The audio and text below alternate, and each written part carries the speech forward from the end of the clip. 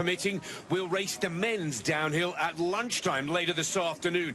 But all eyes are firmly fixed on the Engadina women's downhill racetrack. Nick Fellows in the commentary box, joined by former British #1 and a massively experienced World Cup racer. Of course, it is Shemi Olcott.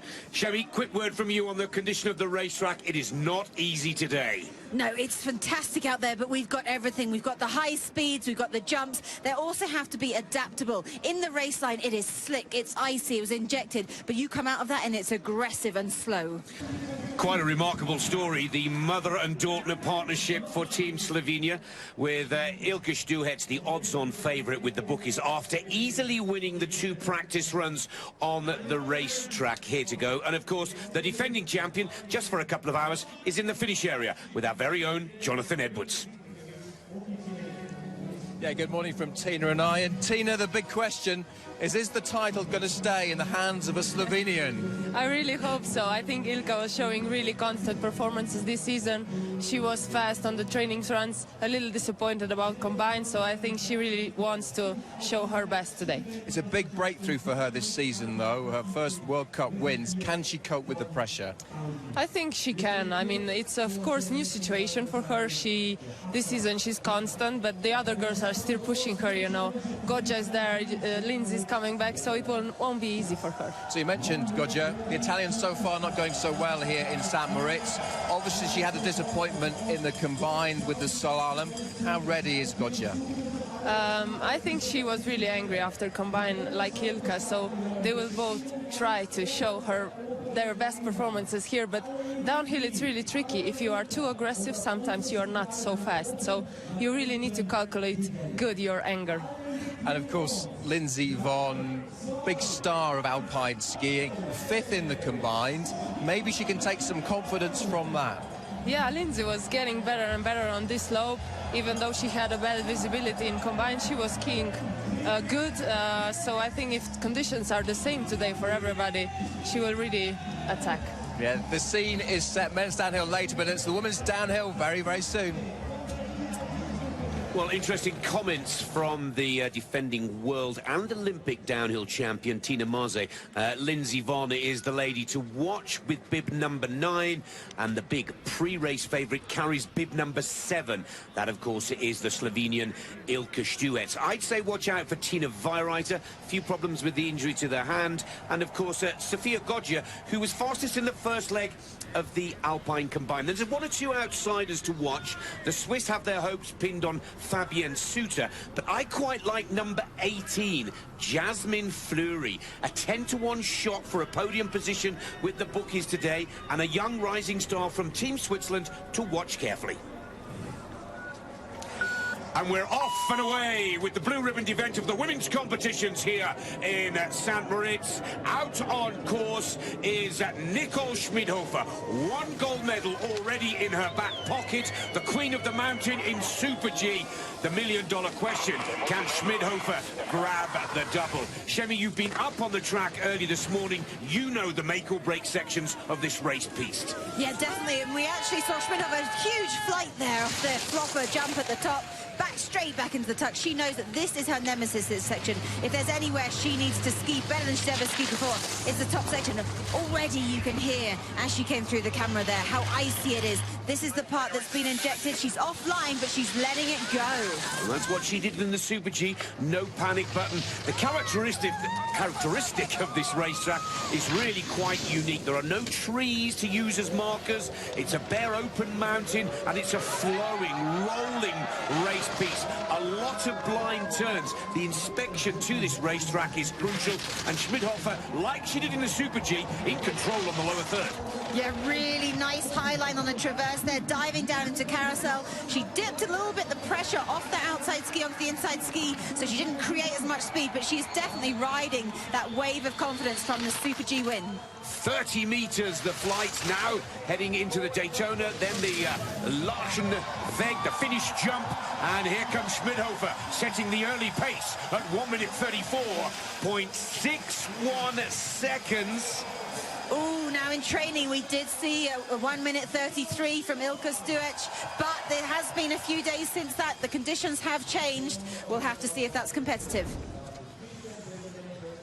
Beautiful flight there. Actually, she went a bit further. You could see her opening up a little bit before landing, and quite a heavy landing there. As I talk about, you want airtime, but you want to get back on the snow as quickly as possible. Hey guys, I'm Erin, and this is Rare Countries 5. Every week, I'll be here to share the biggest stories in country music. Today, we've got a new duet from Kane Brown and Lauren Elena, an update on how the Super Bowl went country, and some details about the band Perry's new direction. So let's jump right in. Number 5, Garth's birthday surprise. Trisha Yearwood surprised Garth with an early birthday celebration during his recent Facebook Live show. Trisha put her excellent baking skills to use, you can check them out on Trisha's Southern Kitchen, and delivered a German chocolate cake to her husband a day early. As I talk about, you want airtime, but you want to get back on the snow as quickly as possible. It's when you're on the snow, when the skis are connected to the snow, that you can actually make speed. Here's Jackie Wiles for the United States of America, 9th in the first of the 2 practice runs on the racetrack here. I'm not so sure whether Jackie Wiles will be in contention for a medal, but Shemi, she may give a very valuable course report to Lindsay Vonn and the other American racers when she's got to the bottom. Yeah, she's Lindsay Vonn's prodigy. They have an incredible relationship.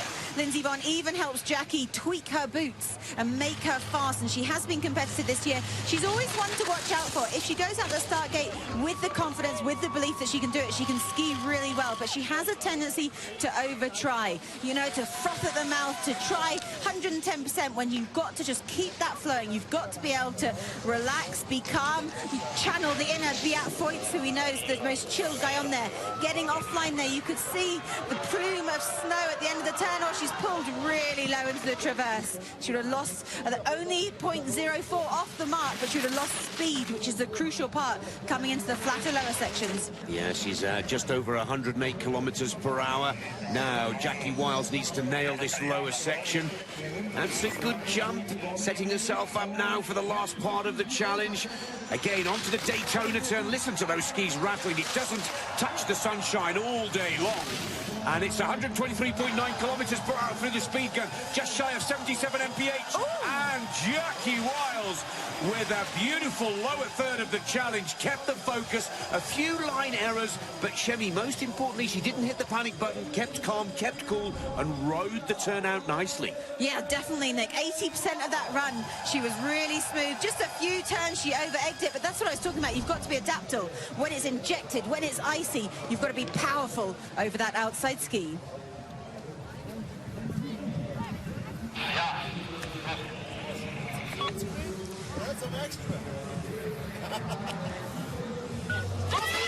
Tina Weirreiter, silver medalist from the Women's Super G. Back on Tuesday, the 7th, I should say. Problems with the hand for Tina. We saw shots earlier before we came live to this broadcast, Shemi, of an ice pack being put. How will that affect her balance, and is it a negative, or could she turn that to a positive? I would have said yes, knowing that the period of training between Cortina, where she hurt that hand, and the Super G here, she didn't even ski with 2 poles. She just trained with 1 pole, just to give that hand relaxed time for that inflammation to go down, and we saw that she's still icing it, but she pulled off that amazing podium in the Super G. She's looking great again. She's so good at charging the top of the turn, putting those skis on a big angle at the top of the turn and releasing it. Well, her mother, Hanny Wenzel, has got her own fair share of World Championship medals back at home, but Tina Weirreiter, whose father was a world downhill champion in the 80s in Schladming, is cutting a beautiful line here, just like she did in the Super G last week. Very strong towards the end of the challenge. Execution off the jumps is perfect. 35 meters through the air, almost half the length of a soccer pitch. A little offline coming out of Daytona, but a very smooth and skillful correction. Liechtenstein have the lead by how much? 0.33. Tina Weirreiter into top position. Oh, she's not sure. She's shaking her head, but she doesn't know that the other girls had a great run before. She wants to hear that crowd crowd chanting her name. Very difficult when you're that competitive, but you're going the earlier of the favourites. You come down, you don't know whether you've done enough. It was a good, solid run. There was some great tactics in there. We saw tactics give Eric Gay the win in the Super G. They are essential on this hill. Well, her mum won the World Championship slalom and giant slalom back in 1980. Cantina Vierreiter equal her mum's record by picking off a second medal. Now, we're watching the weather very carefully here as that fog moves across that caused all the problems 24 hours ago for the men's race that has been rescheduled for this afternoon here. And out on course is Lauren Ross, second racer from the United States. She's on the mark on the upper section, just 900ths off the pace of the Liechtenstein leader. The American unicorns, the speed unicorns, as I know, are so competitive in downhill. On those longer skis, they have so much confidence. They've obviously got a massive depth in their team. The younger girl's getting to train alongside Lindsay Vonn, hearing her secrets, knowing what makes her tick, where she looks for speed on the mountain. It's in Super G they kind of struggle with, but in downhill, any single one of these girls could podium. And look at Loren's confidence. She's skipping a little bit, she's losing a bit of contact, but she is letting those skis go. And when I talk about releasing the skis, it's at the end of the turn. You want to see those skis flatten off so she can ride the bases. The bases are faster than the edges. The 28-year-old from Oregon, USA, is in control here. Third split time interval has the green light. This is the key, 0.46. Lauren Ross really showing that the Americans have come here meaning business today. And of course, Team USA still has Lindsay Vonn to ski, but it's all about Lauren Ross. She's into the gold medal position. 1:33.57. America in gold and bronze medal positions. Vierreiter's dream has been shattered by Lauren Ross, almost half a second quicker, Shemi. A fantastic ski there. We've been watching her closely all season because she hasn't pulled out her best performances, but it's just been a little issue with the top of the turn. The top of the turn is the most important thing in skiing, and I spoke to Lauren and I said, look, your upper body's charging, you're looking for aerodynamics, but what you're missing is charging that outside ski. Will Sofia Goggia's luck finally turn here? Watching the clouds very carefully, but Goggia 9 times on the podium in the World Cup Tour, leading the Super Combined after the downhill leg, only to fall in the slalom. Surely one day, Shemi, the stars will align for this young lady, and the 24-year-old Italian will get to the top of that podium. I mean, she's riding on so much confidence. Out of that jump there, she pulled in the tuck, landed in the tuck. She wants this. She is so hungry for success. We know the Italians have that joie de vivre, that passion, and it really helps them create that enthusiastic skiing, that risky skiing. She's always on the edge. Technically, there's a lot for her to improve on, but she charges. She's prepared for these World Championships with a brilliant double runner-up position in Super G and downhill in Cortina d'Ampezzo. She's still on that green light. She's still got that racing line that she executed so well a couple of days ago. And now Goggia just must hold her form and keep that position over the skis, because as Shemi has already analysed, she likes to risk and sometimes gamble a little too much. Can Italy pull this off? Goggia again in trouble, and again she's all over the place. Really ragged towards the end of the challenge, and Goggia still takes the lead. Goodness me! The Italian racer, Sofia Goggia, uses up 3 of her 9 lives on that lower section. So close. She's furious, Shemi, with herself. She knows that if she'd had held it together, she could have gone a second clear. Oh, my gosh. I mean, look at these recoveries there. She thought she pulled it back. And then again on the tails of the exit of that turn, she clatters through the downhill gate before the last jump. Oh, my gosh. Look at those. Both skis on top of each other. She's on a mono ski at 70 miles an hour at the exit of Daytona. First of the Austrians, Stephanie Venier. Just a reminder that an Italian woman hasn't won the World Championship downhill for 85 years. But for me, she threw that away. If she'd come down with that 0.77, she would have been elated, but she knows to come down in the lead with those kind of recoveries. Oh, big flight there, getting off the racing line. And that's where her teammate, Mimi, really destroyed her knee in the first training run. So it's great to see that the Austrians are still attacking that Fopper jump. Oh, that was a huge flight off Popper, but it's a big green light as well for Stephanie Venier. She, too, is adopting the same risky style and technique here, throwing everything on the line.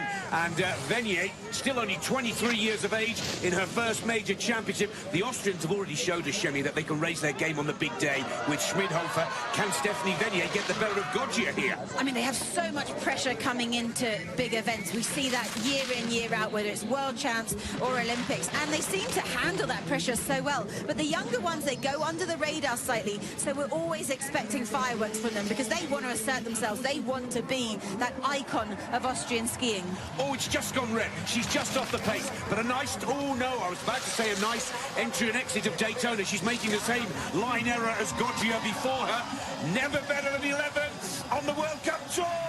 Austria give us another big surprise. This time it is Stephanie Venier into top position.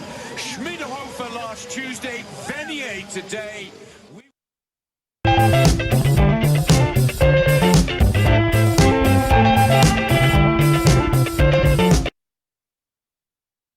Schmidhofer last Tuesday, Venier today.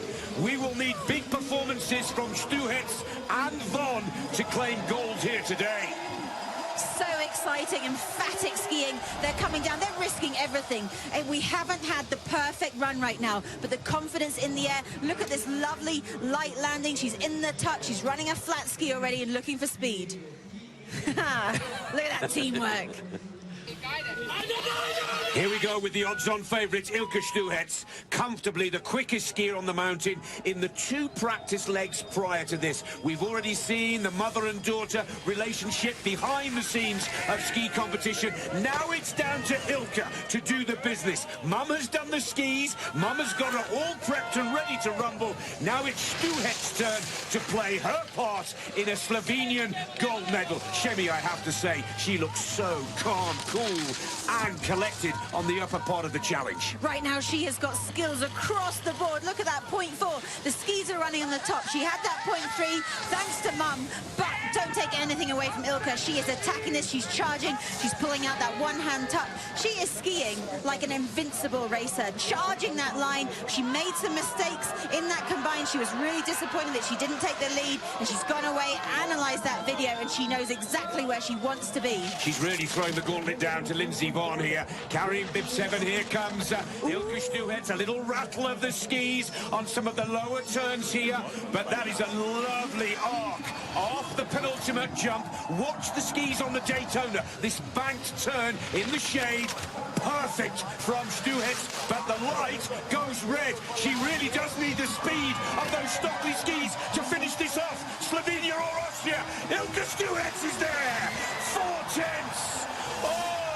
Tina Maze won this in 2015, and Slovenia could take it again in 2017. Ilka Stuhetz into the lead. Is it good enough to beat Lindsay Vonn? Look at this beautiful flight, huge flight, so confident, compact in the air, looking for speed. For me, there was one section she got offline into the compression ski. She skied an extra 30 meters. Without that, she would take a big relief sigh, thinking she did everything. This race is far from over. Number 8 is already out on course for Italy, Elena Fanchini. She already has a silver medal in World Championship downhill in years gone by. But you have to go all the way back to 2005 in Bormio. Let's see if she can find some of that magic. You could see she hardly took any air off the top jump there, and that's because the speed wasn't there. I don't know if it's a technical issue or if Elena isn't just putting pressure on the inside ski. On that flat section up there in the meadows, when you work the terrain, you can really weigh both skis. And for me, she's just having a slightly flatter inside ski, so both skis should be on the same edge. And 0.8 already is really targeting for her to get into the challenge, to create that speed. Yeah, she just needs to rely on her experience now. A lot of miles under the skis, Fanchini, but look how open she is. We've seen those wonderful stats and graphic packages that we've been showing. You stand in a high tuck, you catch more air and wind, you lose time and speed. And that looks to be the main problem from Fanchini as we pick her up on the cable cam here. Now 1.33 off the pace against Ilka Stuhetz. Yeah, the aerodynamics are so important. We saw that from Ilka. She's sometimes pulling out the one-hand tuck instead of coming up with that upper body. She's trying to force everything forward to stay as compact and small as possible. Fankini stops the clock at 1 minute 34.39 seconds, over 1.5 seconds behind the Slovenian leader, Ilka Štuhec. Fenje of Austria holds on to the silver medal position, and Sofia Goggia on screen holds on to bronze. Oh, she's fuming. Let's look at these recoveries again. Incredible.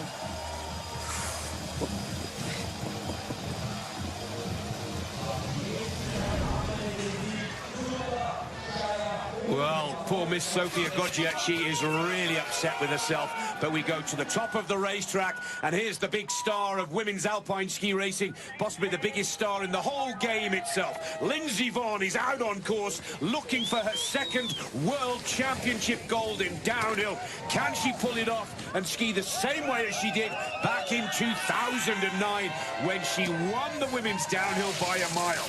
0.21 off the pace on the top section.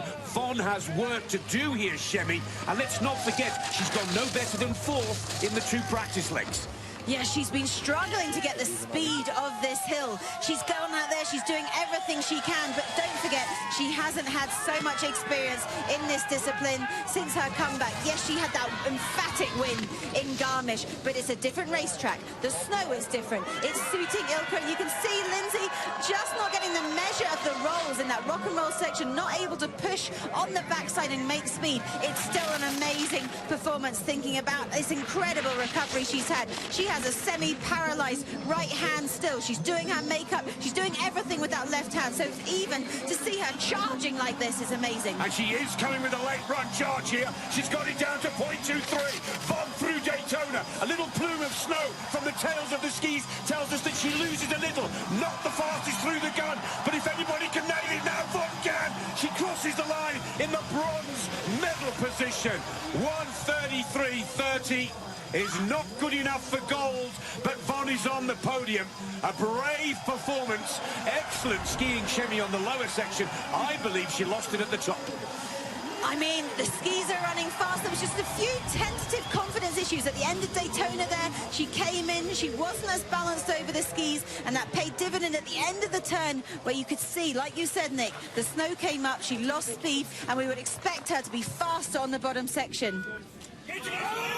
This could be a chance for Austria with Christine Scheer. Won her first World Cup victory on the World Cup Tour this season in Altamar. She's done the business in front of the home crowd. Now can she scalp the Swiss in their own backyard? And of course, steal the lead from the Slovenian Ilka Štuhec. 0.47 is a lot of time to make up in the mid to lower part of the challenge. But you are right to get excited about her. She was fast in training. She showed that she knows the measure of this hill. She knows where to make speed.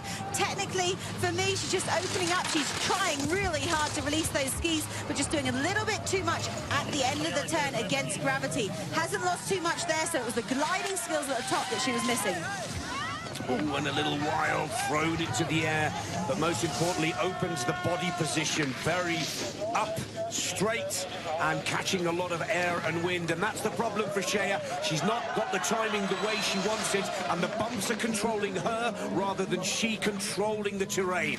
Yeah, she just needs to relax, be a bit more fluid, give her legs that room to extend over the rollers. Like you said, Nick, she's just trying so hard that she's bracing and then skipping and losing snow contact left, right, and center. 24 meters to flight off the jump, the Reinhardtsprung jump. Then the Lachenweg is the last flight, bringing the racers into the finish area. A good gliding low position to end the challenge, but it's disappointment for Christine Scheer. 0.94 off the pace as the Austrian into 6th position. Ilka Štuhec, the big favourite for this competition, is at the top of the table and sets the target time of 1:32.85. But the best of Switzerland are coming up after this quick break.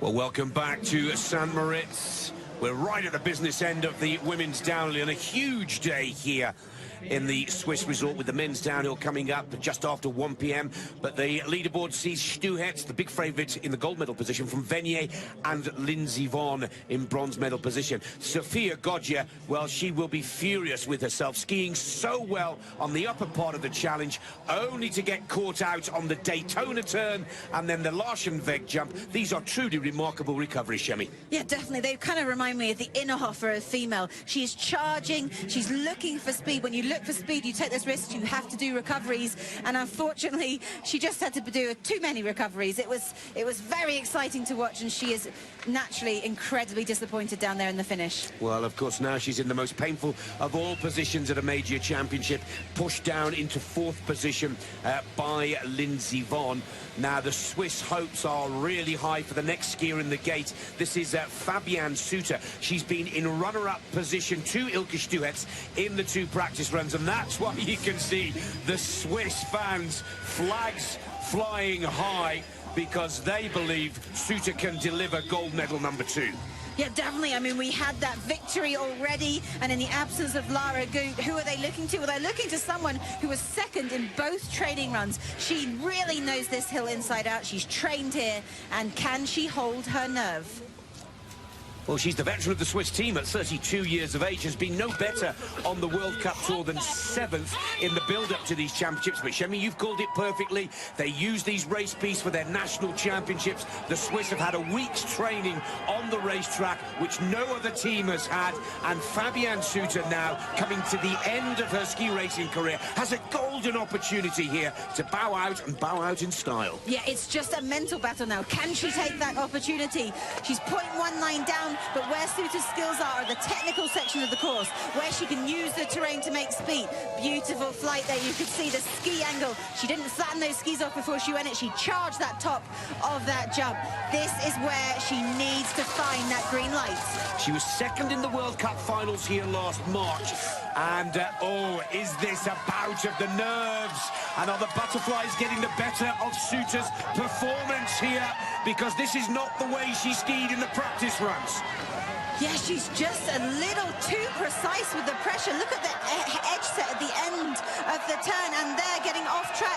She's going to have to climb all the way uphill into the traverse. She's lost a huge amount of time. It's over for the Swiss fans. Their dream of a Suter podium, but they do have more. Like you called it, Nick. Oh, she's all over the shot. She's doing a Sophia Goggia there, going through the panel. They've got the young girls to come who've come under the radar. They don't have the pressure of Suter.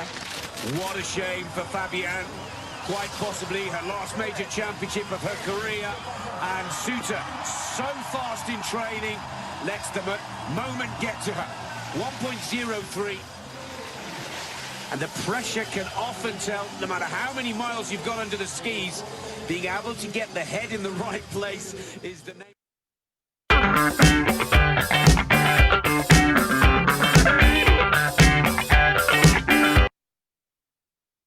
Skis, being able to get the head in the right place is the name of the game in so many sports, and ski racing is no different. And for me there, Shemi, Fabienne Suter just buckled under the pressure. Yeah, she just tried too hard. The line wasn't there, and she was just pressing on that ski at the end of the turn a little bit too much. Look at how much she has to open up to get that recovery in that bumpy, icy Daytona turn. Oh, huge disappointment for her. Ragnhild Mowinckel is out on course. This could be a bit of an upset for Team Norway. Why? Because she's had a PB in the 2 races leading up to this downhill. 6th in Super G was a personal best. 10th in Alpine combined was also a PB. So no matter what the outcome, mission accomplished for Mowinckel, and she may surprise us yet and pick up a medal in this downhill. Yeah, she wasn't confident with either of her runs so far. She knows she can be better. She vocally said, look, I've got more in me. But you can see they're just taking a wider line. You can see the tracks of the other girls before her, and there was a much deeper track. She's going too many meters at the top of the turn. She's not confident to get it in there, get those skis on that big edge and release it. Technically, it looks good, but she's just skiing extra meters every gate. Yeah, she's holding on to that turn way too long, which makes for a rounder, therefore slower racing time and line. 1.79 off the pace. Oh, this is the first disappointment of these championships for Mowinckel and the Norwegian team, of course. with Zjetil Jandsrud, their big hope for the men's downhill later today, but on the Corviglia racetrack on the other side of the mountain. 34-meter flight at 100 kilometers per hour. It's just under half a soccer pitch. And flying at 60 mph. Moorwinkel, 134.91. Will not see that lovely smile in the finish area today. She now needs to refocus for the giant slalom. She's got some skills in the technical disciplines. Just struggling there from start to finish, really. There's not one section where she lost more speed than others. Oh, well, now the tears and smiles are just moments away. I think it's... Not too soon, though. Let's not count the medals just yet. I totally agree, Shemi. We're watching that fog bank that's starting to move across the slope, as it did with the men's race yesterday, which was postponed and rescheduled for this afternoon. Out on course for Team Germany is Vicky Rebensberg, former Olympic giant slalom champion, but since winning that Olympic gold has worked so hard. Ooh, mistimed the jump there. So hard at her speed skiing skills comes into these World Championships as the 6th best racer on the women's downhill tour. Oh, she's looking for speed everywhere. Look at the aerodynamics, pulling in the tight hands in between. Now, this weather front, we do need to watch, because even though it's a slight fog, that fog can have extra snow crystals just stuck to the top of the surface. And when there's high speeds up there, but gliding turns, importantly, it might stick to the bottom of the snow. The technicians have waxed a certain way. They know, they came in inspection, they measured the temperature of the snow every 100 meters down, and then they know what top coating to put on, how to get the best out of that ski. And for me, Vicky's skis were not running at the end of that meadow section, and now you can see she's over trying. She's putting everything on the edge.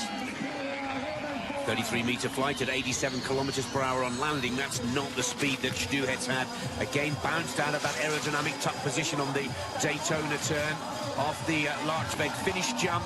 And 4th position, the Super G, and it is at 9th position in the downhill for Vicky Rebensberg.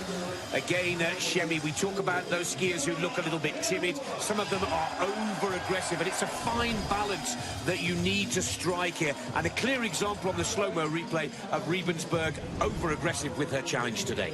Yeah, she took a really direct line on that Fopper jump and then wasn't able to maintain that aerodynamic position in the air, getting caught on the tails. You can see the disappointment there. It is such a fine confidence that you need to relax and release the gliding sections and then really charge on the ice. Skier number 14 is Ramona Siebenhofer from Austria, 5th fastest in the last practice run. That gave her a huge confidence boost and actually booked her ticket into the competition, because the Austrian women had a little bit of a ski-off in the last practice run for this women's downhill.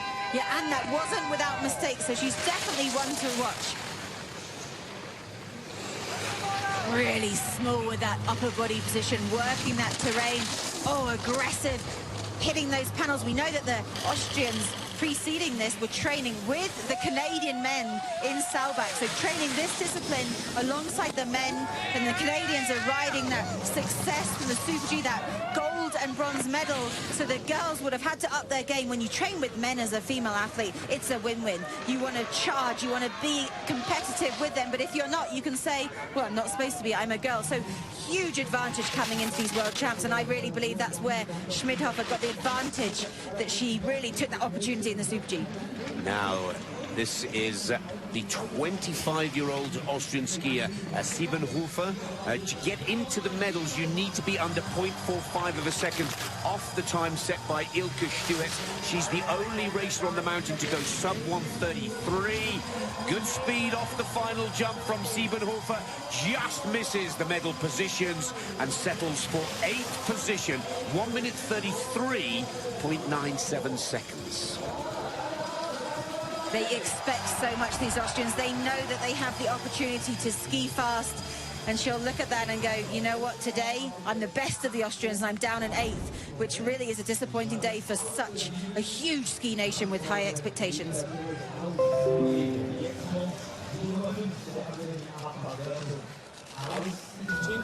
Italy are next in the gate with Joanna Schnaaf. experienced skier now, 32 years of age, a lot of miles, a lot of races, and World Championship experience as far back as 2007. Consistent on the World Cup Tour, Shemi. From 6 races, she's had 4 top 10 results.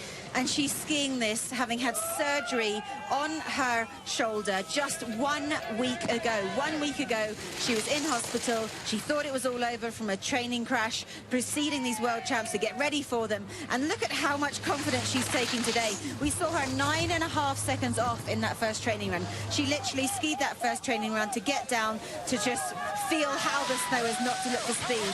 Impressive performance already.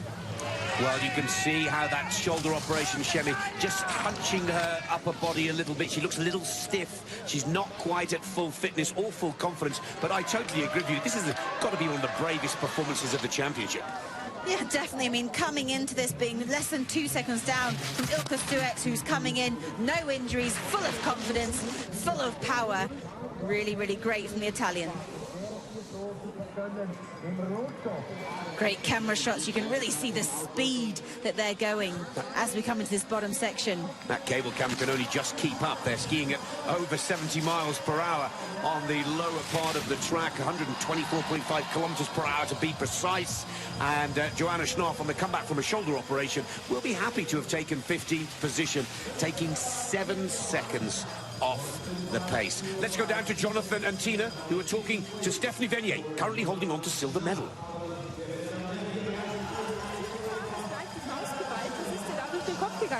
Ja, ich habe gewusst, das war eine gute Fahrt, weil die Sprünge sind extrem weit gegangen und ja, ich habe gewusst, ich bin schnell und wie ich dann gesehen habe, das Grün aufleuchtet, ja, das war unglaublich. Well, Stephanie said that she could feel that it was a good run. As soon as she left the starting gate, she got a good feeling for the snow. Ich versuche einfach am Start, das zu nehmen wie ein Weltcuprennen und ja, ich war eigentlich relativ wenig nervös. Was ist heute bei dem Rennen drin für dich? Was wird dich oder mit was rechnest du? Hey guys, I'm Erin and this is Rare Countries 5. Every week I'll be here to share the biggest stories in country music. Today we've got a new duet from Kane Brown and Lauren Elena, an update on how the Super Bowl went country, and some details about the band Perry's new direction. So let's jump right in. Number 5, Garth's birthday surprise. Trisha Yearwood surprised Garth with an early birthday celebration during his recent Facebook Live show. Trisha put her excellent baking skills to use, you can check them out on Trisha's Southern Kitchen, and delivered a German chocolate cake to her husband a day early. Garth also got a kiss, so talk about a sweet birthday treat. Number 4, Kane Brown and Lauren Elena's new duet. Former choir mates Kane Brown and Lauren Elena are seeing their country music careers explode, and the two celebrated their success by reuniting on a new duet called What Ifs. They recently performed the song together at a club in Nashville. We're so excited to watch these two new stars continue to rise. Number 3, the band Perry goes pop. The band Perry threw fans a curveball on February 2nd when they announced a different direction for their look and their music. While they always included some dark themes in their country songs, their new album, My Bad Imagination, is a full-on pop album, and they released the first single called Stay in the Dark. So what do you think of their new sound? Number 2, Jamie Lynn Spears' daughter recovering. Jamie Lynn Spears' daughter Maddie was seriously injured in an ATV accident on February 5th. But recent reports indicate that the 8-year-old's condition is improving. A family representative said Maddie has regained consciousness, her ventilator has been removed, and she recognizes family members at her bedside. We hear Was ist heute bei dem Rennen drin für dich? Was wird dich oder mit was rechnest du? Stephanie tells us that it was a top section where she thought she skied best and was then able to carry the speed. Schauen wir, was rauskommt. Dankeschön, alles Gute. Well, she's confident that she could take a medal, but we'll wait till the end of the race.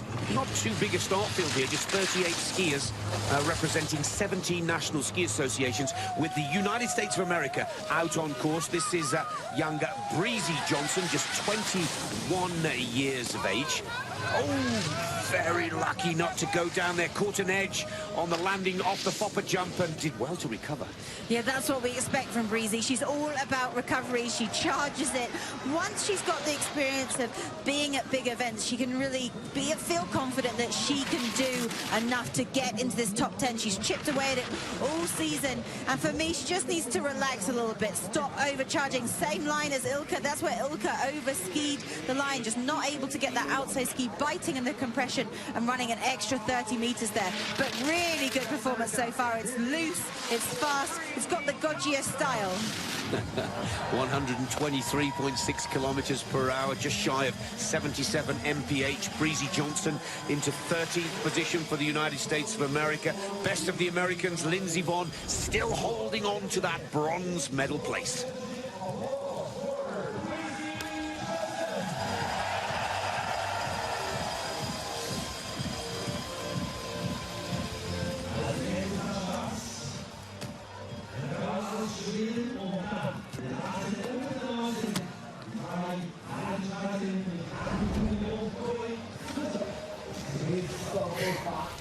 Sweden are next in the gate. Carrying bib 17 is Kajsa Kling from Sweden. She's looking to emulate Anja Persson, Sweden's last downhill winner at the World Championship. She did it in front of the home crowd in order back in 2007, Shemi.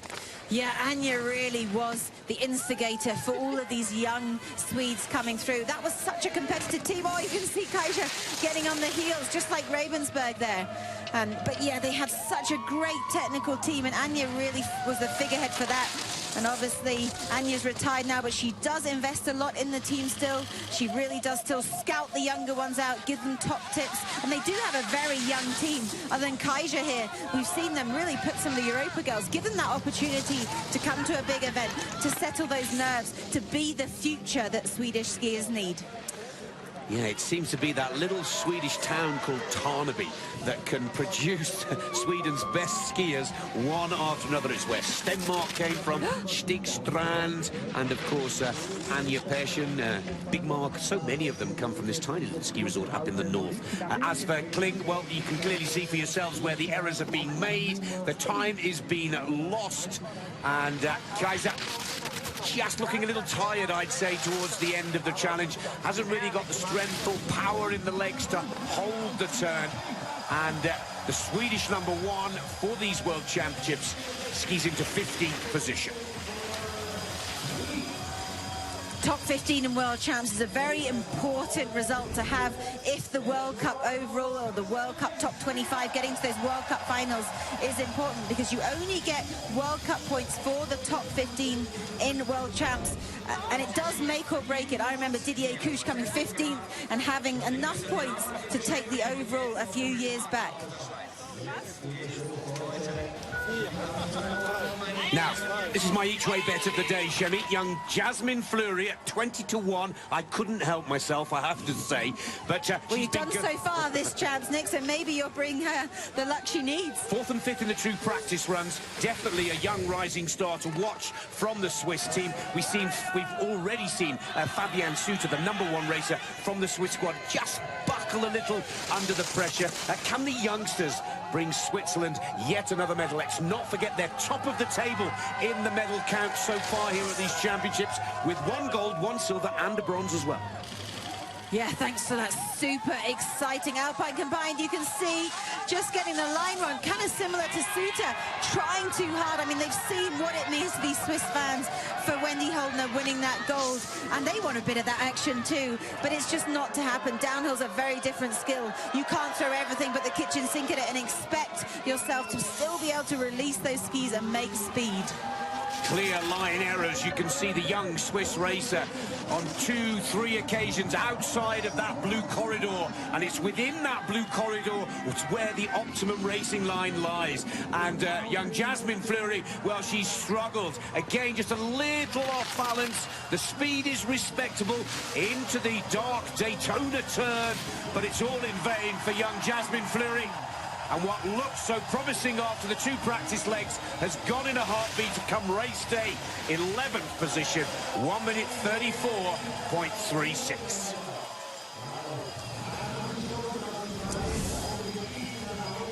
Here we can see, watch the end and the exit of her turn. Look at how much she's going out of that track. I talked about how fast it is in that slipped line. It's very, very icy. You come out of that and you're just losing speed. The skis literally stick to the snow. Stuhetz waits patiently. She really does. Nervous, doesn't More she? nervous in the leaders' enclosure than she was out of the starting gate. Here's Corine Suter, no relation to Fabienne Suter, but again, a young, rising star from Team Switzerland. I love the way Urs Lehmann, president of the Swiss Ski Federation, and of course a Eurosport commentator, has split the difference between his 4-woman selection, 2 seasoned campaigners, and a couple of youngsters as well. Yeah, Corine's a really exciting racer. She skis loose, she skis fast, she's looking for speed. But again, we're having a similar... The Swiss are just not on that line right now. At the end of the turn, she's pushing over that outside ski. I question the inspection. I question the line choice from the Swiss team coaches today here, because they were much, much quicker than this in practice. And it's not just one, it's all of the Swiss racers so far that are just much lower and much later in that all-important racing line. So we talk about having the home advantage of skiing a hill back to back and knowing everything about the terrain. You can know too much. The more you know, the more respect you have for the hill, the more experience you might have had of a mistake you've made. And I think that's what we're seeing here. We're just seeing them over skiing it. And like you said, it's not just one athlete, it's all of these athletes. Yeah, all of the Swiss team are struggling here. Former world junior champion just 3 years ago in downhill, Corine Suter comes off the final finish jump, touch tight for the line. Of course, there's no shortage of support, but 17th position is a bit of a disappointment. The best of the Swiss, Fabienne Suter, she's in 7th position. Not good for Team Switzerland today. No, they're going to have to wait for the men, or even more pressure to put on the men's race later. The hot favourite, Beat Voigt, he's going to have to deliver, because these fans are hungry. They waited all day yesterday for some action. They didn't get it, so they're putting everything on this double speed event that we have today. Verena Stufa for the Italian team. Immediately out of that start gate and up to 80 kilometers per hour in just over 4 seconds. I don't know what you drive, Shemi, but my car won't go that quick, and it's not that old either. No, and obviously we always drive in the speed limit. It's actually quite a good analogy, the car analogy, because you look at a racetrack on a car and it's the same. You need to go deep in the turn. You can't, in a fast car, you can't go straight at the corners and expect the car to grip. And that's what we have with skiing. That's why the skiers give themselves this space. The skis have a certain radius in order to turn. In downhill, we're talking 33 plus meters. So you can't go in and expect the skis to be able to pivot in a shorter radius than that. And that's the same when you're driving a car. If you go straight in it, you will lose grip and spin out. And we do often see them spinning out at the exit turns in alpine skiing as well. Well, Ilka Stuhetz sets the target time at 1 minute 32.85 seconds. Fastest lady in training, fastest lady on the mountain, the downhill day here. She could be the queen of speed here in St. Moritz, because we're starting to run out of the world-class racers from the top seed. Verena Stufa, possibly the last. There's a couple that may give us an upset, but I think after this performance from Stufa, the leader, Stuhetz of Slovenia, will start to feel just a little more comfortable. 121.9 kilometers per hour through the speed gun. The Italian Verena Stufa goes into 18th position. Slovenia, Austria and America in positions gold, silver and bronze. Stuhetz, Venier and Lindsay Vonn still hold on to the medals here in St. Moritz.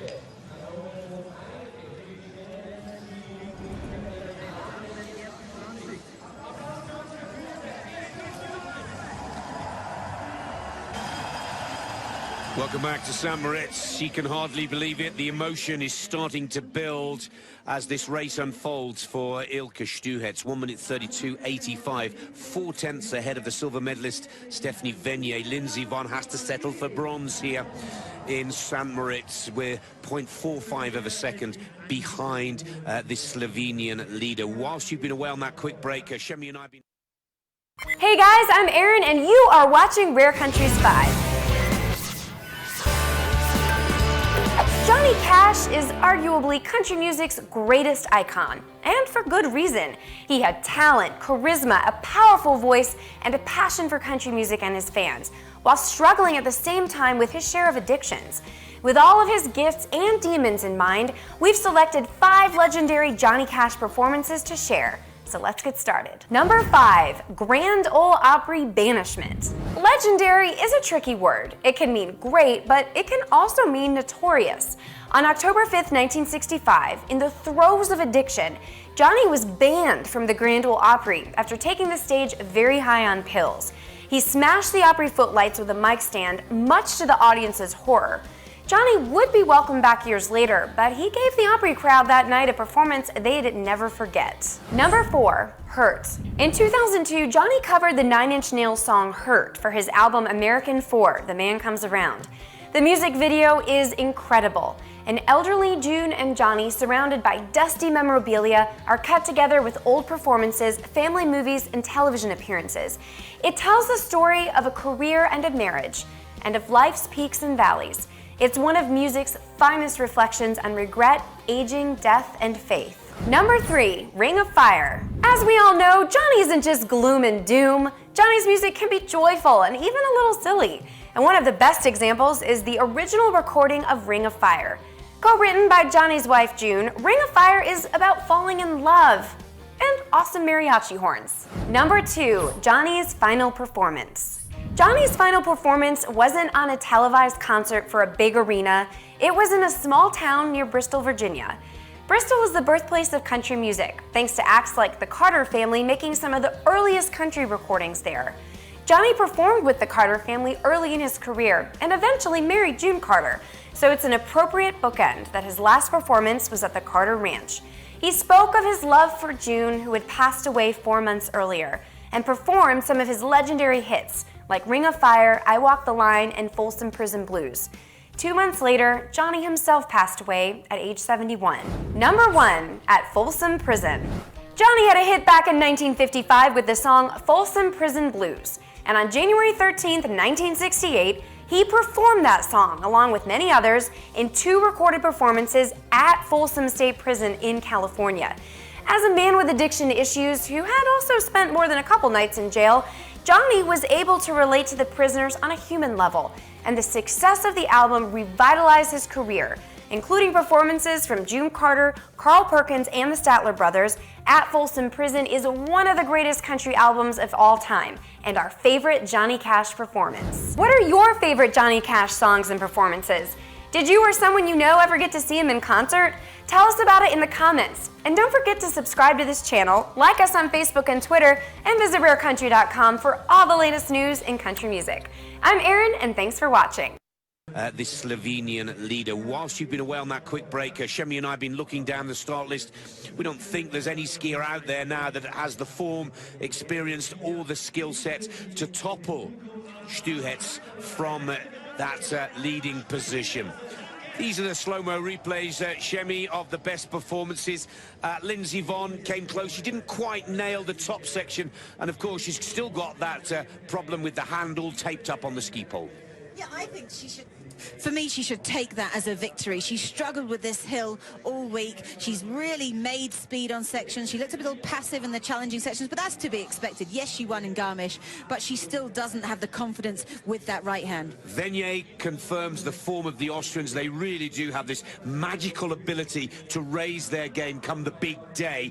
But it's Stuhetz that's the lady that deserves all the applause. She has worked so hard to come back from injury, even brought her mum in to prepare the skis to save a little bit of money. And then what's transpired is, to many people, the mum has become the secret weapon for Ilka Stuhetz. She's a brilliant ski technician. And she's the ski technician that the companies all try and get at the end of the season to come and coach all the other technicians out there how to make fast skis. It is a team, it's a family effort, and it's such a deserved potential victory today because she has all this pressure and expectations. This was her breakthrough season. We knew she could handle that pressure because in Lake Louise she won her first World Cup downhill. She couldn't sleep all night from the excitement, but backed that up with a second win the next day when everyone was watching her. So I did think she'd be able to handle the pressure. I also was impressed by how relaxed she was after that disappointment in the combined. Yeah. In the interview, she stayed in the present. She said, yes, it's happened, it's over. There's no point in living in the past. I'm here for the downhill, and boy, was she here today. Well, most mums are preparing Sunday lunch right now, but not Ilka Stuhetz. Mrs. Stuhetz has prepared a rocket pair of skis, and we certainly agree here in the commentary box and believe that that performance, 1 minute 32 spot 85, will be the gold medal performance of the day and the third medal decision of 5 individual races of these World Championships for the ladies. Tiddeberg is on course for Norway, 1.77 off the pace. The 22-year-old, who was 14th in the Alpine combined, is here to learn the game, learn the business of major championship competition. The Norwegians have the 2018, quite possibly the 2022 Winter Olympics in mind for this lady. Yeah, and the Norwegian women's is a different game than the men right now. The men are so competitive. You watch Kilde, you watch Jansrud, and you know that they, on their day, could win. For these girls, it's about building up their confidence, building up that team for the future. Oh, look at that. It's sad. That is Sofia Goggia, 4th position, and she's missed the bronze medal by 700ths of a second. That's very sweet. Real sportsmanship in the finish area. On the left is Von, who takes bronze. To the right is Goggia, who is 4th, the wooden medal, as they call it in ski racing. And, of course, Ilka Stuhetz has to wait in that leaders' enclosure till bib number 30 has skied. Then she'll start walking through all of the TV channels based in the finish area, start giving interviews. I can't wait for Stuhetz to have a little chat, a kiss and a cuddle with Tina Maze, because Slovenia won this competition 2 years ago in Beaver Creek, Colorado, where, of course, Tina added the World Championship gold to the Olympic gold she'd won in 2014. She thought Slovenia had said goodbye to it today, but Ilka Stuhetz keeps the gold medal and the queen of speed in Slovenia itself. What a day for Slovenian skiing. Amazing. And you know, when Tina retired, it was a bit of a worry who's going to come up in Slovenian skiing, but she has proved that she set a legacy. She set that mentor to have other athletes come up, and we've got Ana Bucic, really strong and young in slalom. We've got the men's side, we've got some really talented Slovenians coming up and showing it's not just about a one-hit wonder anymore. Now we've got the talent across the board. Hopefully they'll get the support from their fans, because Tina created such a huge fan base, and it's very nice those fan base to then move over to Ilka.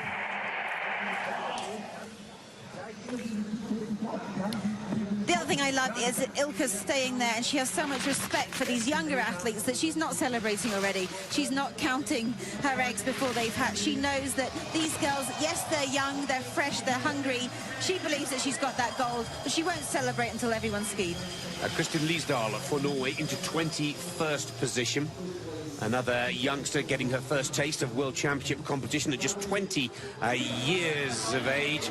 Well, Ilka's finally been released from the leaders' enclosure, and that looks to be Anna Veit, is that? No, that's Venier. Venier, my apologies. Oh, yes, there is Venier. And Venier congratulates Ilka Stuhetz. Still not allowed to leave until bib number 30. But let's go back to the top of the track and watch her teammate, Marusa Ferk, is next out on course. Usi, as she's known on the women's tour. A very good performance in the Alpine combined. 8th position, a creditable result. But good to see Marusa out there on the downhill boards as well, because her form on the World Cup tour usually comes from slalom. Yeah, she's dabbled with all the disciplines in her career. With a few injuries, she's moved towards the speed disciplines recently. Like you said, Nick, slalom's become her forte, but she has got experience in the speed. And you can see the body position's great. She's really attacking that transition. Look at how quickly she's moving the skis like a pendulum from one side to the other. There we see those standings, and I hate to say it, I keep drawing my eye to Goggia because she skied with so much passion And for me, it would have been an incredible battle should she have finished without those amazing recoveries that she made at the bottom. Well, do you know who Sofia Goggia reminds me of a little bit from yesteryear is Luc Alphand. He was so close to victory. Once the penny dropped and he got his first victory, he went on to score and score again. Downhill title after downhill title. But it took him a long time to get there. And I think when Sofia Goggia finally gets that first win under her belt, they can calm her down just a little bit. She really will be a big star. And I mean a star of Deborah Compagnoni's sort of heights and results. Here's Ferk finishing off her run in what's a great day for Slovenian skiing. 1 minute 35.23, goes into 21st position, but the Slovenian celebrations are all with Stuhetz right now. Beautiful flight there, almost connecting the hands underneath her knees to keep those shoulders and everything in tension, pushing forward.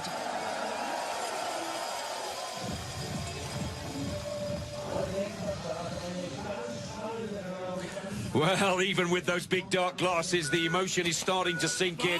Let's take a look at Ester Ledecka from the Czech Republic. Very talented young lady, hoping to race both snowboard and alpine skiing. She's selected to the squad. She just got to stay healthy all the way through to Pyeongchang this time next year.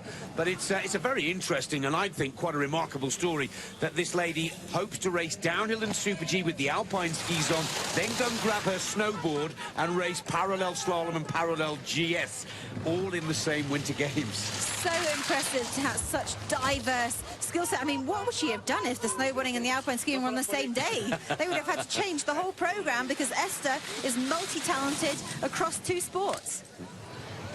Quite a remarkable story. Ledecka a little quicker on the snowboard perhaps than she is on the skis, but she's only come to the World Cup Tour on a full-time basis this season, and then she squeezes in the odd World Cup snowboard event here and there.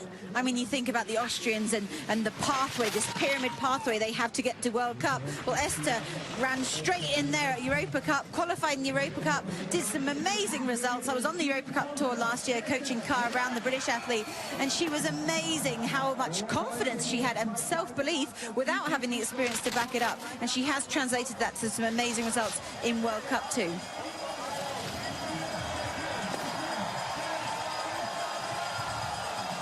Great to see the crowd supporting every athlete that comes through here. Obviously, they wanted that Swiss victory, but at the end of the day, they just want to see some great ski racing.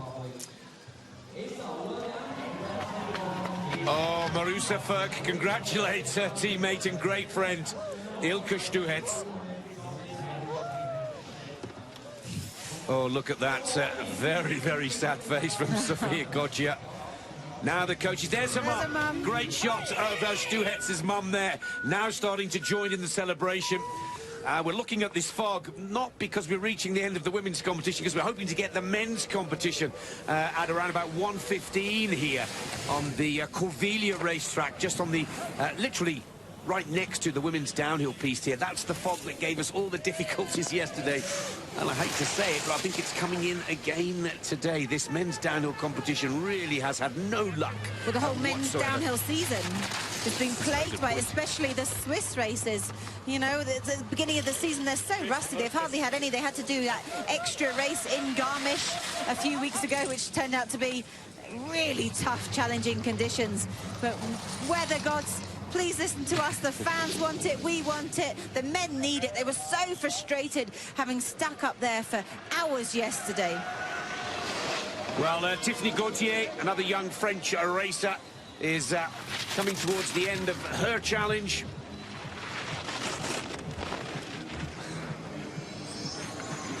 Just 23 years of age, Gauthier.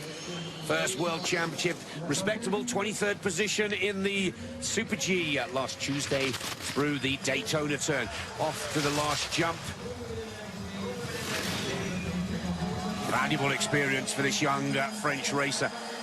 But let's go down to Jonathan Edwards and Tina Marze, who are chatting with Lindsay Vonn in the finish area. What's your best way to quit smoking? Is it cold turkey?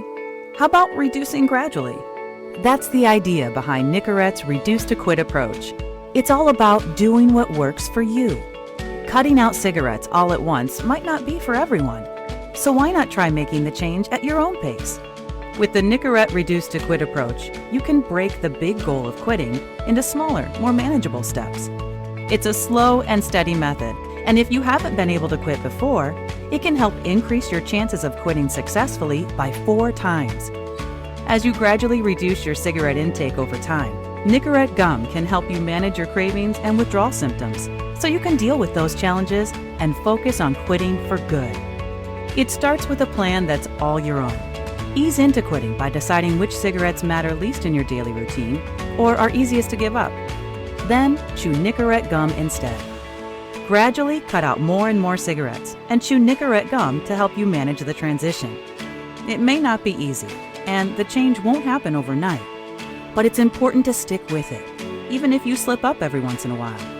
Soon, you'll find yourself smoking less and less, and may only need help from Nicorette gum occasionally. And eventually, you'll be ready to quit smoking altogether. Remember, each cigarette you don't smoke gets you one step closer to quitting. So be sure to celebrate those small victories. And before you know it, those small victories can turn into one huge victory, quitting for good. At the end, Tina Marze, who are chatting with Lindsay Vonn in the finish area. Lindsay, after all you've been through the last few months, that bronze medal must feel really sweet. It feels really good. You know, I of course would have loved to ski a little bit faster, but you know, I fought really hard, and it's been a difficult season. You know, coming back from my broken arm and my hand, you know, just giving me a lot of trouble. So it is what it is. I'm very thankful for a medal, though, and now I have a medal in downhill in every color, and that's pretty damn cool. That's great to see you skiing like this again. Still not top. We've seen you up there a little bit too aggressive. How did you feel? A little nervous or wanted too much? I was really trying my just so hard, and I think I didn't quite let my skis run enough on the flats, and I think I skied the middle section really well. And then, I don't know, I think I got bounced a little bit on that side hill traverse, and maybe it cost me a couple hundredths there. But, you know, I'm happy with my run. I gave it everything I have, and it's definitely not my best performance. You know, I just lacked a little bit of training, but I think if you look at it, all things considered, I think it was a really great performance. I know you're chasing history for Eurosport. A couple of bits of history today. You've equaled Ted Ligety, most US medals at a World Championships. You're also the most mature female skier ever to win a World Championship. That's very nicely put. Thank you. I'm very mature. Yes. Many congratulations. I'm old. Thank you. I know. You're very politically correct. Yes, I am old and wiser, and I'm a veteran, and you know, it's kind of a fun position to be in. You know, a lot of these girls they're babies, and and it's kind of cool because, you know, a lot of them look to me for advice, and I like helping them. You know, it's a fun position to be in, and I want to see our sport grow, and I like seeing all these new faces. So, but yeah, being a veteran it's not that bad. I know what I'm doing. You had a little word for Sophia Godger as well. She was so upset. Yeah, she was really struggling, and I mean, I told her she has many more chances. She's a very young skier and a great skier, very talented, and I told her this is just fuel for next year for the Olympics and for the many world championships that you have left. And she said it hurts, and I said I know, I've been fourth, I don't know, 10 times. It's the worst position to be in, but you know, just like I said, it's more fuel for the fire, so she'll be fine. Great. Thank you, Lindsay. Thank you. Now, for those of you that want the stats and the detail on that, net another record for Lindsay Vonn. She's 32 years and 117 days old. That does make her the oldest ever World Championship medalist in the female racing category. The former record holder before Lindsay was Anita Wachter, who was 31 years and 364 days. She took a bronze medal in the giant slalom. But I love the way Lindsay Vonn just deals with the answers. She's such a pro. She's so good for women's sport, and particularly women's ski racing. And that little word of advice from Sophia Godger, who is 8 years younger than Lindsay, was a nice little way to sign off this downhill race. And what I like is that Lindsay's the one who pushed her into fourth, but she knows that it could have been anyone on that day. And I totally agree with Lindsay. When you watch Godger, she's got so much much passion. She's got so much charge. Her time will come. And Lindsay said she is a mature athlete. She's out there supporting the young ones, whether they're American or an Italian. But at the end of the day, she's also really hungry for success still. We see that with the show, with the chasing history on Eurosport. She's doing everything she can because she loves it, not because she's the icon of women's skiing. She could have retired when she made history. So I have a question for you, Chevy. How long can she keep going? I mean, as long as she's physically strong enough. There's no reason why she couldn't go to Pyeongchang and then the year after the World Championships in Åre in 2019, or am I dreaming of it there? No, I don't think so. She still has that passion. She's missed quite a few seasons recently, and those are seasons she wants to get back. So yes, she might be more mature. If her body can handle it, if she still feels safe pushing her limit, that's the most important thing. She is not going to jeopardize the rest of her life with her knees, with her upper body, with pushing herself in that limit. Let's get back to the action though, because this is someone who really impressed us, but she has the worst of the conditions to contend with. And this could be a nightmare for the men's downhill scheduled for later this afternoon. Michelle Gizin is out on course. Many words of wisdom from her big sister, Dominique Gizin, who shared the Olympic gold in Sochi back in 2014 with our very own Tina Maze. But Gizin is brimming with confidence after a fine performance in the Alpine combined, where she claimed the silver medal overall and was fourth fastest in the downhill. Can she work the magic once again? Oh, watch carefully, because Von's bronze medal could be up for grabs here. Gizin, strong, focused, and not afraid to take a risk or two to try and steal that third position. She inspected this morning with her sister. Her sister is coaching her all the way. Oh, she's pushed the line low there, but this was the section she made up speed here in the Alpine combined. She's left herself a lot to do. She had to contend with the fog at the top, and again, we're seeing a bit of the over-trying from the Swiss. Well, there were sections where we thought there could be a big upset, but by the last couple of 100 meters, it's down to 1.03. And Gizin, good speed off the last jump, 125 kilometers per hour. Gizin into 8th position. Well, let's go back down to Jonathan and Tina, who are with Vicky Riebensberg. Vicky, man merkt sie nach außen ein bisschen an, ein zufriedenes Gesicht sieht anders aus. Was ist heute schiefgelaufen? Ja, es ist nicht ganz einfach, das in einem Satz irgendwie zusammenzufassen. Es sind ein paar Kleinigkeiten gewesen, die irgendwie nicht ganz gestimmt haben. Aber ich bin trotzdem mal überrascht, dass es so, so der Rückstand war. Ich hätte alles gegeben von meiner Seite. Wie gesagt, ein paar Kleinigkeiten waren drin. Aber ich habe sukzessive Zeit verloren von oben bis unten. Und ja, dadurch ist es gerade schwierig, das so zu analysieren. Wie waren die Pistenverhältnisse heute? She's struggling to get the measure of the piece. Tina's asking her what went wrong. She's not really sure what went wrong. She went out there, the weather was good, she did her best, she had a good attitude. Gibt es so eine Aufarbeitung bei euch im Team oder vor allem auch bei dir? Ja, ich werde sicherlich das mir dann mehr anschauen, das Video. Mir dann das Trainerurteil. She's going to go and analyze the video, look where she could have made speed. Bildet sie natürlich dann die Gesamtmeinung oder die Gesamtanalyse, setzt sich so zusammen. Ganz am Anfang. And then she'll hopefully tie it all together for the giant slalom next week. Well, a disappointment for Riebensberg as her teammate Kira Wiedel of Germany is out on course. Riebensberg finishes her downhill day in 11th position. Tina Weirreiter in 10th spot. But no changes in the medal placings, with Ilka Stuets holding on to gold with the time of 1 minute 32.85, only skier to race sub 1 minute 33.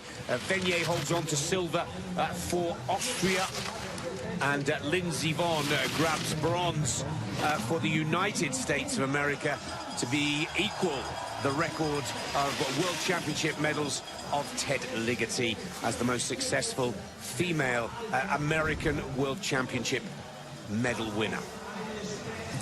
Oh, some good recoveries there. We're still seeing the girls pushing it, looking for their PBs.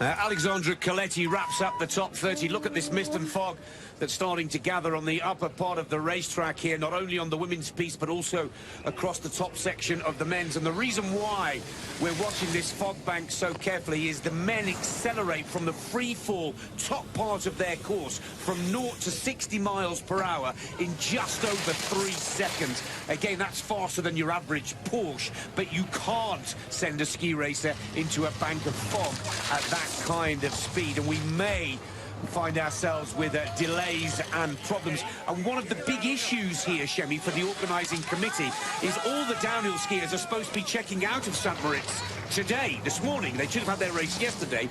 The Canadians are on flights home. They've got family and wives waiting to meet them at the airport. If they don't race the men's downhill today, they could quite possibly have to wait until Wednesday. And that is a long delay, and we'll need to find a lot of hotel beds from somewhere. I mean, it's not just logistics that there's a struggle with there. It's the men's psyche. It's that mental game of waiting. They had an aim where they wanted, and, you know, physically you prepare for that, and to have to wait an extra few days. But I do have to say that the organisers have a very difficult decision, because it has to be a fair event. Yes, if they can see 3 gates, they might start running it. But the men are charging so hard through that middle section. The jumps are so big, the speed's so high, that it has to be fair for everyone. We have seen in Wengen, in that combined, you know... Hey guys, I'm Erin, and this is Rare Countries 5.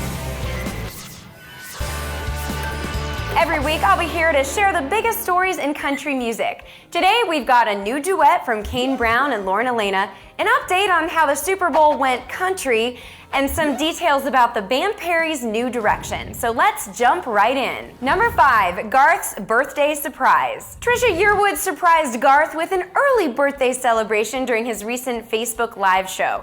Trisha put her excellent baking skills to use, you can check them out on Trisha's Southern Kitchen, and delivered a German chocolate cake to her husband a day early.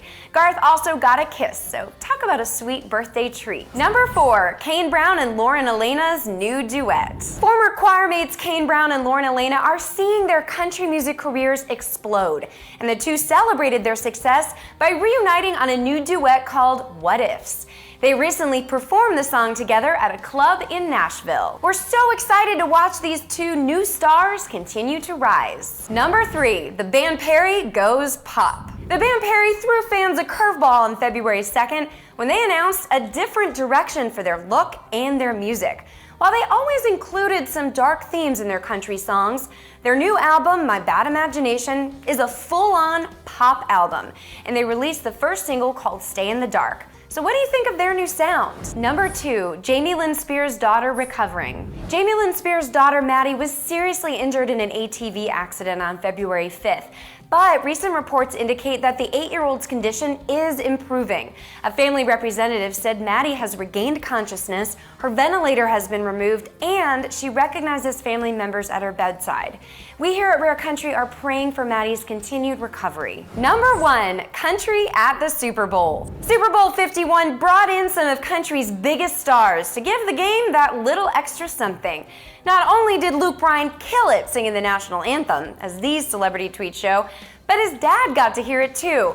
Kenny Chesney and Scotty McCreery also brought their fathers to the Super Bowl, and Darius Rucker brought his son. Plus, there were pre-game events that featured Scotty, Lady Antebellum, and Sam Hunt. If you're a country fan and a Patriots fan, I'm guessing you had a pretty good weekend. Let us know in the comments about your favorite country stories from the past week. And don't forget to subscribe to this channel, follow Rare Country on Facebook and Twitter, and visit our website, rarecountry.com. I'm Erin, and thanks for watching.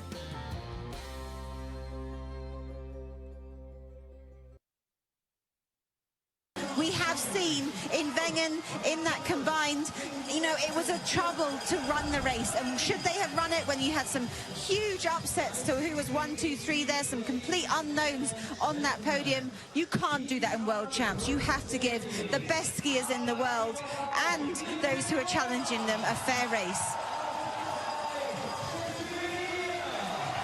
Lovely shots of the 1, 2, 3 here. Big smiles all around. Lindsay wanted that gold. She'll settle for bronze, especially with how she's had to come back from injury preceding this.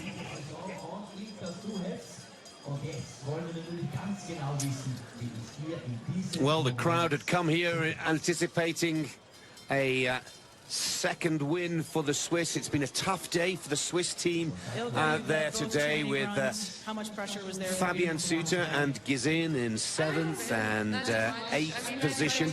But here's the interview from Ilka Stuhetz.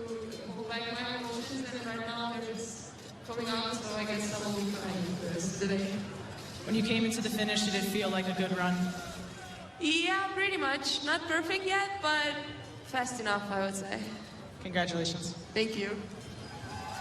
Well, of course, Ilka will be released from the leaders' enclosure, but here is the confirmation. The 2017 World Alpine Ski Racing Downhill Champion is Ilka Stuhetz of Slovenia, comfortably ahead of Stephanie Venier, who claims silver for Team Austria. And on the comeback from injury, still making history, Lindsay takes bronze for the United States of America. Frustration for Italy, disappointment for Switzerland, but Slovenia, who won gold with Marseille 2 years ago, take it again with Ilka Stuhetz.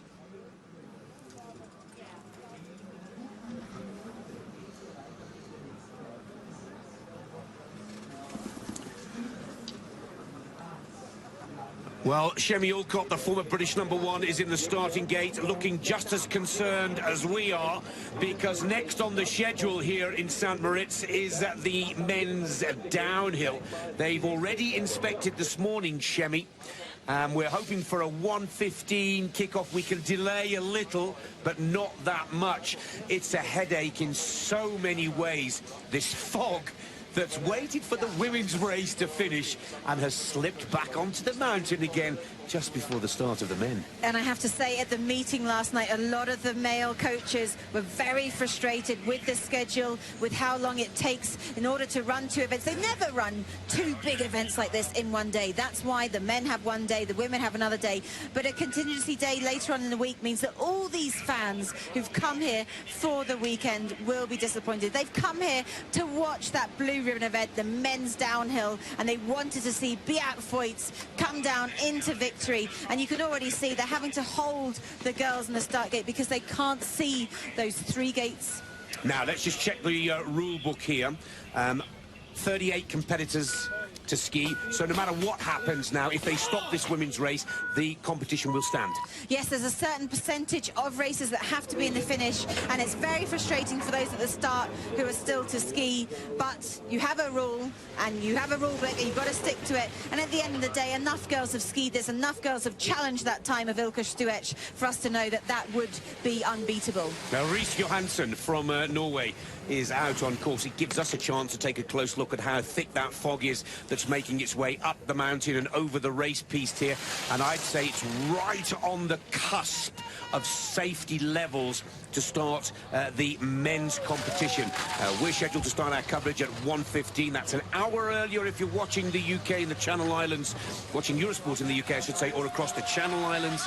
But Central European time is a 1:30 kickoff with the men's downhill, weather permitting. And as Shemi and I have been discussing throughout the latter part of this women's competition, there are so many issues to take into consideration. But I have to say, Shemi, I'm kind of pleased that the FIS gave the women's race priority today, and the men may have to wait till another day to get this downhill competition away. Oh, I think that in the situation that we're in, someone was going to have to make a tough decision. And we've still got an hour before the men. We've seen this fog come in and out all day long. We could still get the bluebird conditions and the fair race that we need in order to crown that world male champion today. And I just hope that it's a fair race for every single one of those favourites.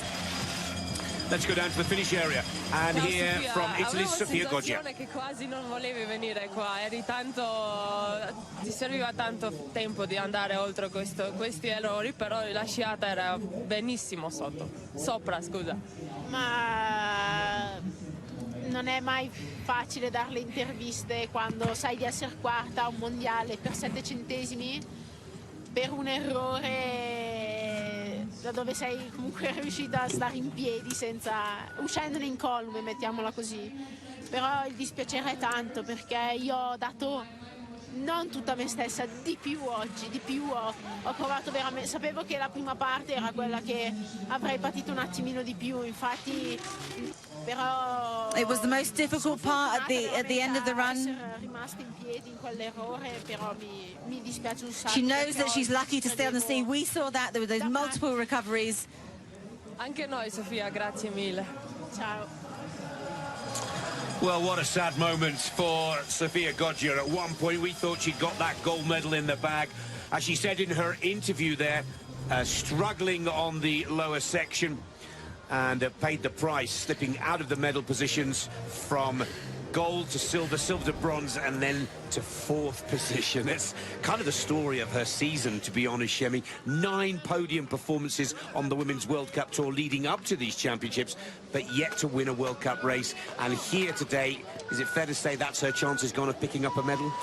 I mean, no, because in Killington we saw her win the second run of the giant slalom. She was super strong there. That's what started the ball rolling for her for these podiums, and it's just been impressive because she's she's been on the podium in 4 disciplines this season, and she came into this season, she's always been fast. When I raced with her, she always won to watch, but she's had some huge crashes, and you can see why she has those crashes, because she's always on that limit. And now she's skiing with that same intensity, same ferocious need to win. Oh!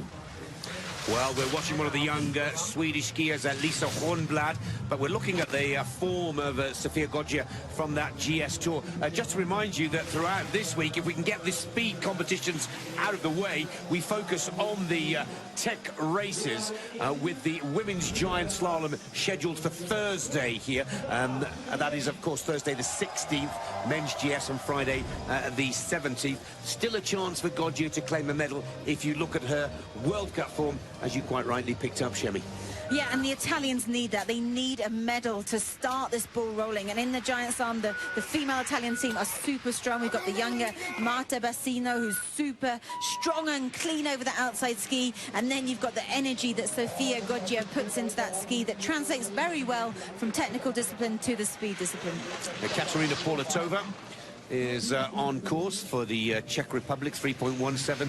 I have to say, these later starters in the women's competition having to deal with the worst of the fog, light and visibility conditions is pretty tough out there right now. And that cloud is coming in at a rapid rate. If we look at the flags in the finish area, Shemi, we can see the wind blowing literally straight across the front of our commentary box and picking up considerably. And with that wind is coming a big bank of cloud and fog. Yeah, I just feel for the men who are looking at this from their cafe. They're watching this. They haven't gone up to the start yet. They probably learnt that lesson from yesterday when the top seeds went up to the start, and they were sitting there for hours. Really nice shots that we saw today, though, of 3 different nations, 3 different contenders for that World Men's Championship title, all sharing a blanket yesterday because they were all in the same boat. It's not us and them up there. They know that it's us against the weather, and they have so much respect for each other that they want each other to be able to perform at their maximum. They want to win because they have been the fastest on the hill, not because others have struggled mentally to deal with these weather conditions. Klitschnerova for Czech Republic is out on course. Ilka Stuhetz has started to make her interviews to the world's media now in the finish area. We can confirm that Slovenia have retained the world downhill title that was won by Tina Maze 2 years ago, and Ilka Stuhetz has kept it in Slovenia for 2017. Venier, the surprise, I would say, Shemi, of the competition, taking the silver medal for the Austrian team. Venier, never better than 7th on the World Cup Tour coming into these championships, only 7th in the Super G, and it's a Super G form where we thought we'd see the best, but that's a spectacular... The crisp, smooth, refreshing, easy drinking, ice-cold taste of milk. Pour a tall cold one.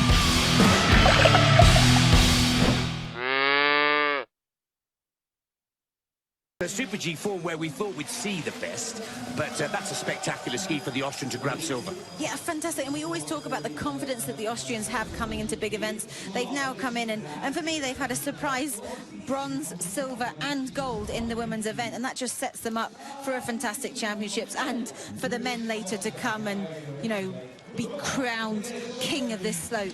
And we've seen Matthias Meyer do that in the Olympics. Can he double it up with the World Championship gold today? For Chile, this is Noel Barahona.